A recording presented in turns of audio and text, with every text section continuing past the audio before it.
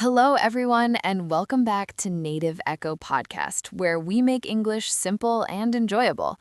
I am Harper. And I am Julian. Hello to all of our wonderful listeners wherever you are in the world right now. Julian, can I ask you something a little personal before we start? That is never a good sign, but okay, go ahead. When someone asks you how you are doing, what do you actually say? I say fine or good. Maybe pretty good if I'm feeling creative. And is it true?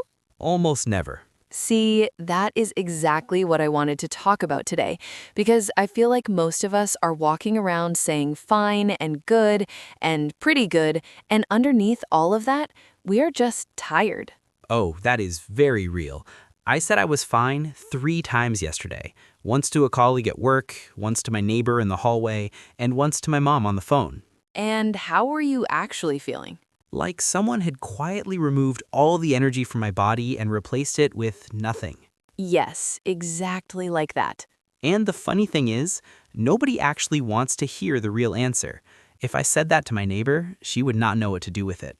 She would just stand there holding her grocery bag thinking, I only asked to be polite. Exactly. So you say fine and you keep walking. Today, we are talking about that, being tired. Not just the normal kind, the kind you feel after a bad night of sleep. We're talking about the deeper kind, the kind that follows you around even after you sleep, even after the weekend, even after the holiday. The kind where Monday feels exactly the same as Friday. Yes, and we're going to talk about why that happens, what it actually feels like, and how to talk about it in English, because there are so many words and phrases for this feeling, and most English learners only know tired and exhausted. And both of those are good words, but there is so much more. There really is. And listeners, before we go further, I want you to think about this. When was the last time you woke up and felt genuinely rested? Like you opened your eyes and thought, okay, I'm ready for today. Take a moment with that question, because for some people, the honest answer is I do not actually remember. Tell us in the comments. We really want to know. And writing even one sentence in English is great practice. Okay, Julian, let us start with the basics. What does tired actually mean? Right. So tired is the most common word. It just means you need rest. Your body or your mind feels weak and you want to stop. I'm tired. I feel tired. Pretty simple. And exhausted? Exhausted is stronger, much stronger. If tired is a yellow light, exhausted is a red light. Your body is saying stop, not slow down, stop. I'm completely exhausted. I can't do anything else tonight. I love that. Yellow light and red light.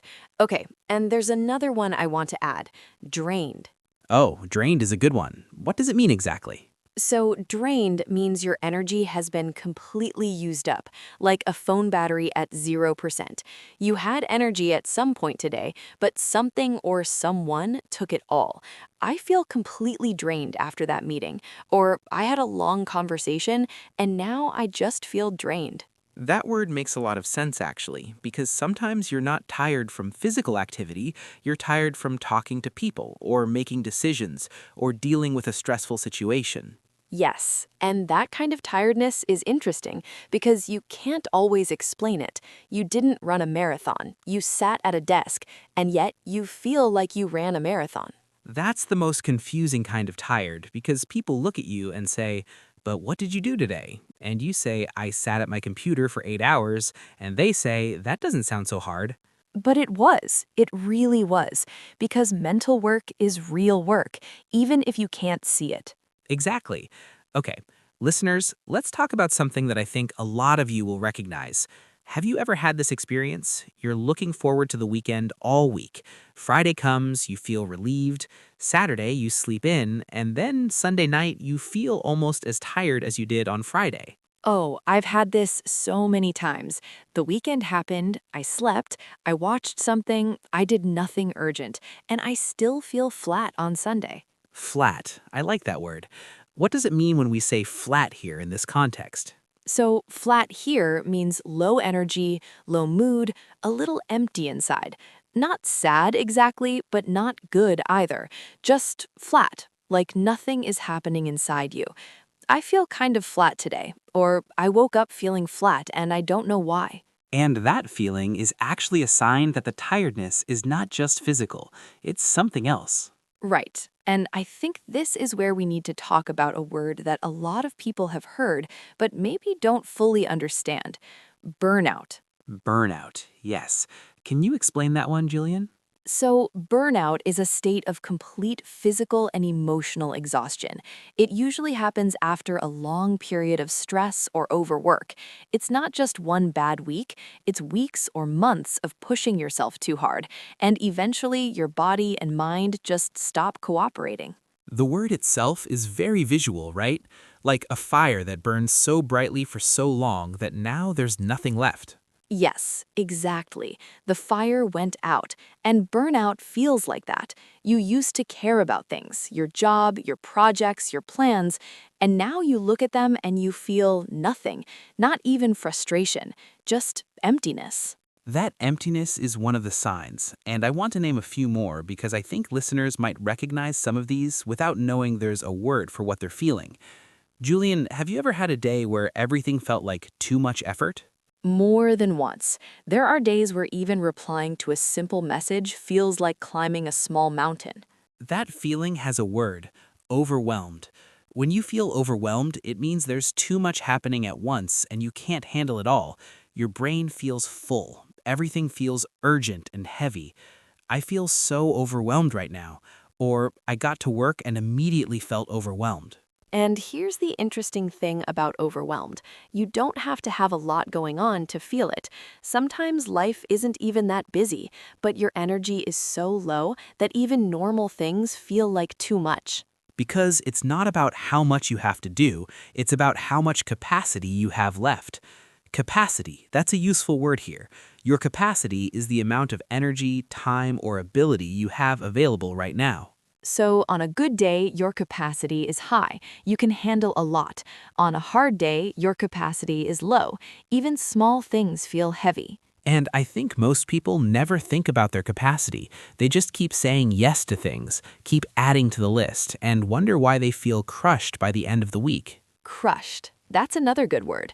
Feeling crushed means feeling completely overwhelmed and exhausted, like something heavy is sitting on top of you. Listeners, let's pause here for a second. Think about your own week right now. Would you say your capacity is high or low? And when was the last time you actually protected your energy? You don't have to answer perfectly, just sit with the question. Tell us in the comments. We'd love to know. And by the way, protect your energy is a phrase worth keeping. It means you're intentional about where you put your time and attention. You stop doing things that drain you unnecessarily. Protect your energy. That's something you can actually use in conversation. Okay, I want to talk about something that I think is a really common experience, but people feel a little ashamed about it. Julian, have you ever canceled plans because you just didn't have the energy, even though there was nothing actually wrong with you? Yes, many times. And I always felt a little guilty about it. Why guilty? Because from the outside, it looks like laziness, like I'm just being difficult or antisocial. But from the inside, it genuinely felt like I couldn't. Not wouldn't, couldn't. And that's a really important difference. Couldn't versus wouldn't. Wouldn't means you're choosing not to. Couldn't means you genuinely don't have the ability in that moment. And explaining that to someone is really hard, especially if they haven't felt it. Especially if you look fine. Yes, you look fine, you sound fine, and so people think you're fine. There's actually a phrase in English for this: running on empty. Oh, I love this one. Running on empty. What does it mean exactly? Imagine a car. The fuel tank is almost completely empty. There's barely enough petrol to keep going, but the car is still moving, still running. That's what running on empty means for a person. You have almost nothing left inside you, but you're still showing up, still doing the things, still functioning. I've been running on empty all week, or I can't keep running on empty like this. That phrase is so useful because it captures something very specific. It's not just tired, it's tired but still going, which is honestly what a lot of people do every single day. every single day. And the problem is that when you run on empty for too long, the car eventually breaks down. You can't run on empty indefinitely. Indefinitely means forever, without an end. Right, you can push through for a while, but eventually something gives, and that something is usually your health, your mood, your relationships, or all three at the same time. I had a period like that a couple of years ago. I was working very long hours, barely sleeping, telling myself I would rest when things calmed down, and things never calmed down, so I never rested. And then one day, I just hit a wall. Hit a wall. Perfect phrase. What does that mean? When you hit a wall, it means you suddenly cannot continue. You've been pushing, and then suddenly your body or mind just stops, like running, and then crashing into a wall. I was doing fine, and then I just hit a wall. Or I hit a wall around 3 in the afternoon every day this week. And when you hit that wall, what did it actually feel like?